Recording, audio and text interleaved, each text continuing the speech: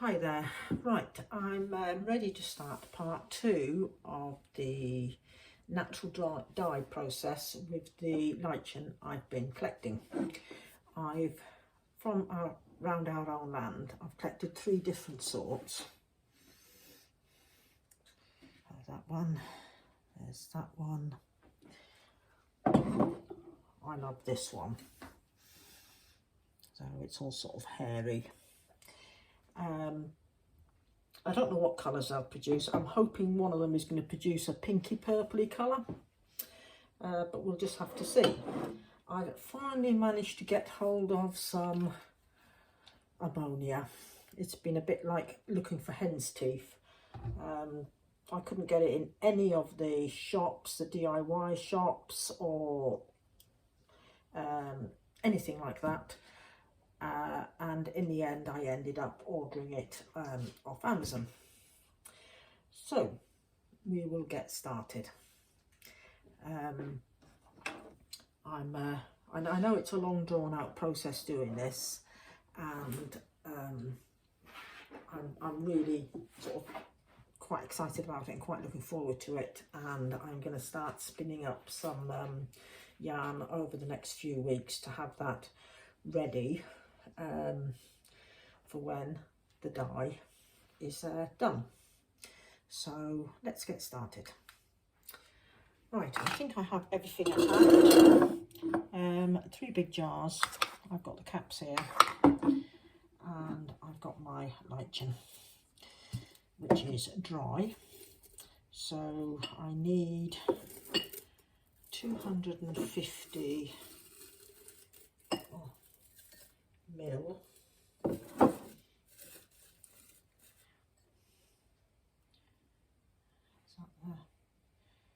Oh, I must go and see about getting myself some new glasses, you know.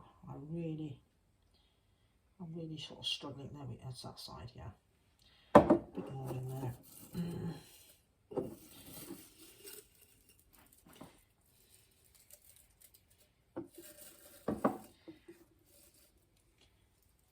Right. And then we tear it into little pieces.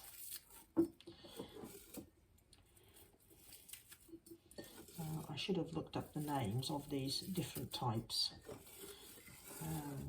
ready for the video, but I will do a bit of research on them. That is that one. It's a stray bit, and then I can label them appropriately. So what we're going to do is tear them up, then we add the ammonia and some water.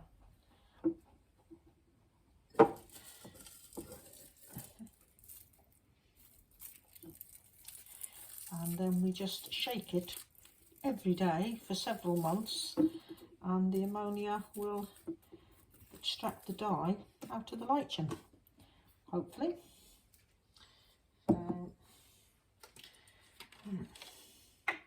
Here we go. We have liftoff. It is that side, right? So we want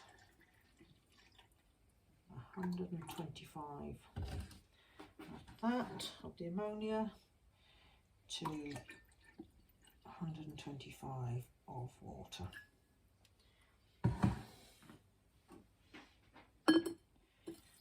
Add that to the jar.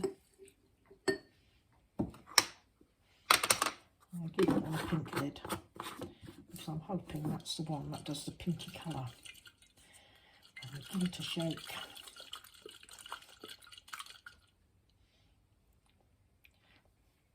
Right. Let's do our next jar. Next one, we'll do some of this one, which is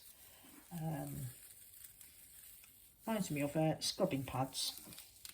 You know, the metal scrubbing pads you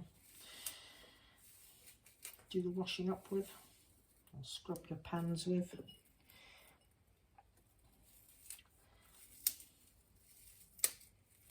Oh, that's a bit of twig. Let's get that bit of twig out.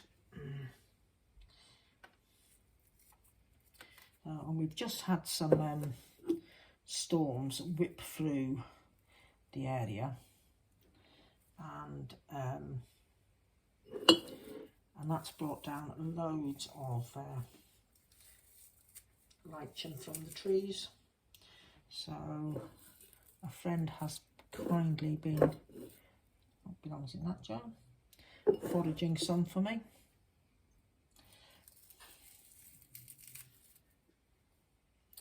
And she's been bringing me up big bundles of it that she's been finding on the ground.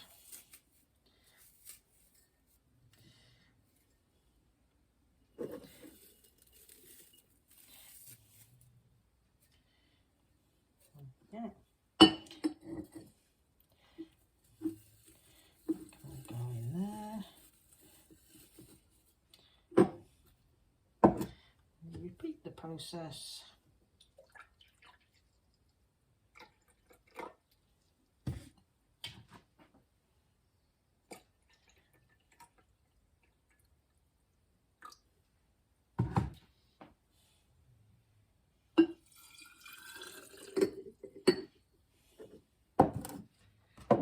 Out the way. I'll put a blue down that one.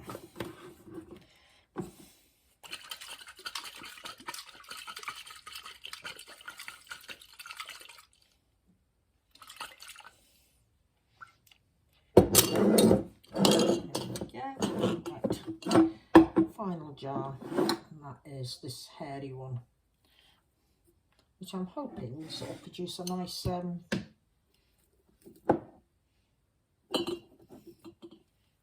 sort of very coarse and hairy. I believe they call this one, oops, I'm putting that in the jar instead of in my measuring cup. I believe they call it old man's beard.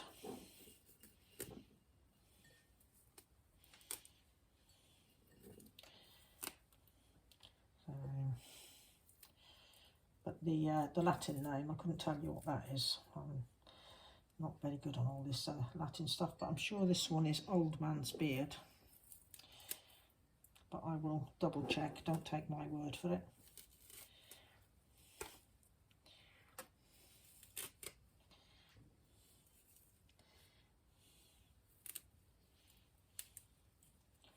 Oh. It's tough old stuff. And I believe it's the old man's beard that can be used for, let's get that one, medicinal purposes as well. Again, I can't remember what they are, so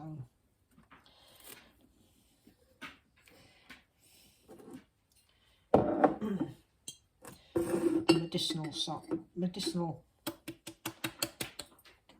you can side is something I do have an interest in, and when I have the time I will do a bit of research into it.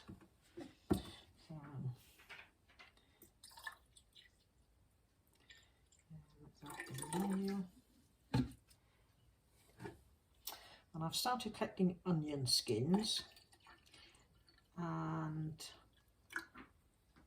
avocado stones, and I've just seen about blue spruce. Well, we've got some blue spruce. I've got a blue spruce tree here in the garden.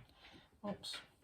So I'm going to have a look at that next and see what I need to do. So